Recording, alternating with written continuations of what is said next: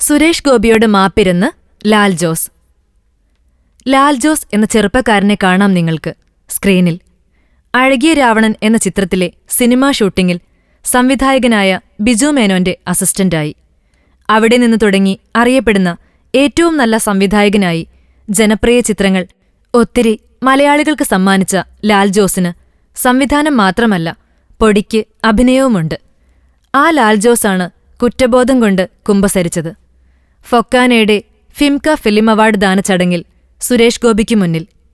ഒരു അവാർഡ് ദാന ചടങ്ങിലും പ്രത്യക്ഷപ്പെടാത്ത ഒരു നടനുണ്ടെങ്കിൽ അത് നടനും ഇപ്പോഴത്തെ കേരളത്തിന്റെ എംപിയുമായ സുരേഷ് ഗോപിയാണ്.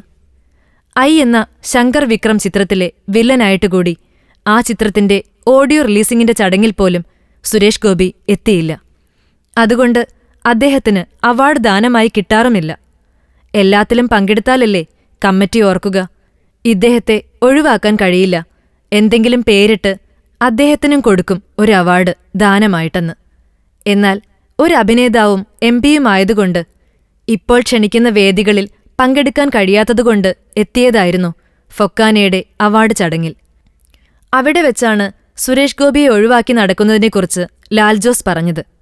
സുരേഷ് ഗോപിയെ വെച്ച് താനെടുത്ത 2001 രണ്ടാം ഭാവം എന്ന ചിത്രം പൂർണ്ണ പരാജയമായിരുന്നു. ആ ചിത്രത്തിന്റെ പരാജയഭാരത്തിൽ മനംനൊന്ത് സുരേഷ് ഗോപിയെ വർഷങ്ങളോളം കാണാതെ നടക്കുകയും പിന്നെ ചെയ്ത ചിത്രങ്ങളിലൊന്നും സുരേഷ് ഗോപിയെ സഹകരിപ്പിക്കാതിരിക്കുകയും ചെയ്തത് ഏറ്റവും വലിയ തെറ്റായിപ്പോയെന്നും വിലപിക്കുന്നു. സുരേഷ് ഗോപിയുടെ അഭിനയം മികച്ചതായിരുന്നെങ്കിലും എന്തുകൊണ്ടോ രണ്ടാം ഭാവം ജനം ഏറ്റെടുത്തില്ല.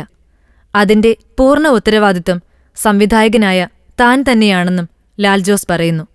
അതിന് വേദിയിൽ വെച്ച് സുരേഷ് ഗോപി പറഞ്ഞ മറുപടി: വ്യക്തിപരമായി അതൊരു ദുരന്തമായിരുന്നെന്നും എന്നാൽ ഉന്നതമായ പരിശ്രമത്തിൽ സംഭവിച്ച ഒരു ദുരന്തമായി അതിനെ കാണാനാണ് ഇഷ്ടമെന്നുമാണ്. ആ വേദിയിൽ സുരേഷ് ഗോപി, ലാൽ ജോസ് എന്നിവർക്ക് പുറമെ ദിലീപ്, മമത, ജോജു ജോർജ്, ആര്യ, വിജയ് യേശുദാസ് എന്നീ വൻ താരനിരയുമുണ്ടായിരുന്നു. വിടവുകൾ സൃഷ്ടിക്കാതിരിക്കുക, ഒന്ന് നോക്കിയാൽ ഒന്ന് മിണ്ടിയാൽ തീരാത്ത ഒരു പ്രശ്നങ്ങളും ഈ ഭൂമുഖത്തില്ല എന്നോർമ്മപ്പെടുത്തിക്കൊണ്ട് ഫിലിം കോട്ട്. കൂടുതൽ സിനിമാ വിശേഷങ്ങൾക്കായി ഈ ചാനൽ സബ്സ്ക്രൈബ് ചെയ്യൂ. Film coat.